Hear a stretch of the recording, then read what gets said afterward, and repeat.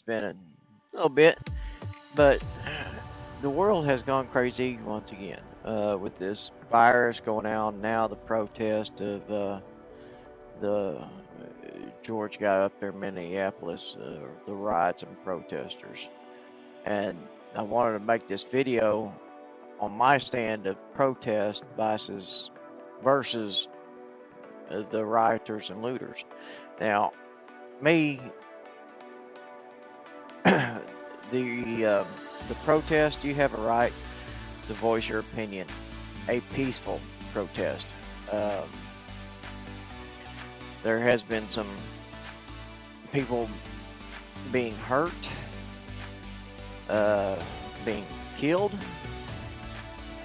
and that's because of the rioters and looters. Now, if you're gonna do a protest, do it during the day. And if your city or state or whatever has a curfew, abide by the curfew laws so you don't get in trouble. And a lot of now, because of media and social media and the news and all that crap, the protesters are getting overpowered by the looters and the violent acts of the rioters and stuff like that. There's bricks and objects been placed through areas that the looters and the rioters are doing. I seen earlier on Facebook one of the bridges down there in Dallas, Texas, like almost 200 people were arrested. I think Washington D.C. I think their curfew went in effect like 8 o'clock, 8 o'clock at night. People were getting arrested being out over curfew. But my point is, you have a right to protest. You have that freedom to speak your mind. You have your constitutional rights to speak your mind. Now, Trump has said that he will send out the military to help, and to be able to do that, he has to invoke some laws. It goes way back to the first president. George Washington uses one of the laws that I can't remember off of my name how you pronounce it, but he has different presidents. Abraham Lincoln has done it. Some Adams, John Adams, I believe he done it. Ronald Reagan has done it. One of the George Bushes has done it. Bill Clinton has done it. Different, and to vote one of them, you have to vote two. Yeah, and like I said, on top of my mind, I can't remember what they did. And once I figure out what it is, I'll put it down in the description and links to that. But right now, I'm heading home. I'll be home when you're seeing this. This is Wednesday morning, early Wednesday morning. So I'll be home tonight. I'll stay the night at the house. Basically, rest of the day at the house. Leave out, and the load I've got on is we'll say a government load. That's all I can say about it. But it has to be somewhere in a certain place in Texas by Friday.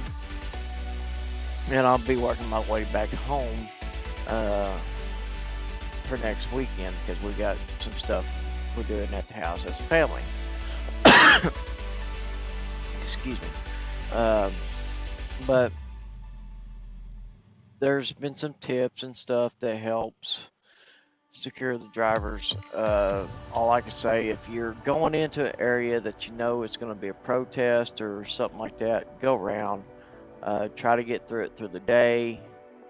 I've done a lot of two lane back roading since I left up there in Idaho, not Idaho, but Iowa, just to keep me safe. Now I have to go through Oklahoma City later on this morning, but I believe by the time I get there, everything should be fine, and I won't have to worry about some of the protesters. I can still get around Oklahoma City and get to my house with no issues. And then, like I say, Thursday morning I'll take off and go deliver the load and work my way back to eastern Texas, Arkansas, somewhere I'm gonna be close. But it's like I guess I got some family plans.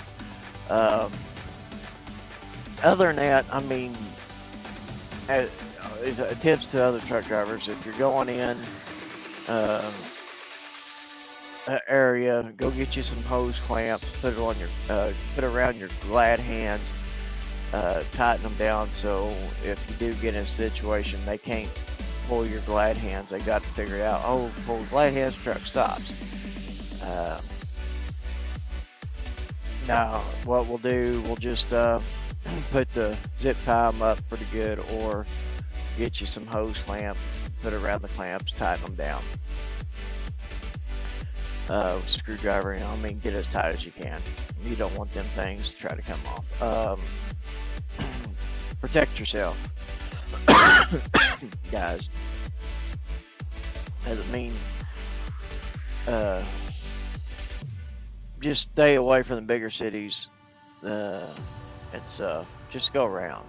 Try to avoid the conflict so you can get from point A to point B without very little disturbance in your trip. Now, if I'm getting attacked, yeah, I'm going to protect myself. But I'm not going to put myself in that situation.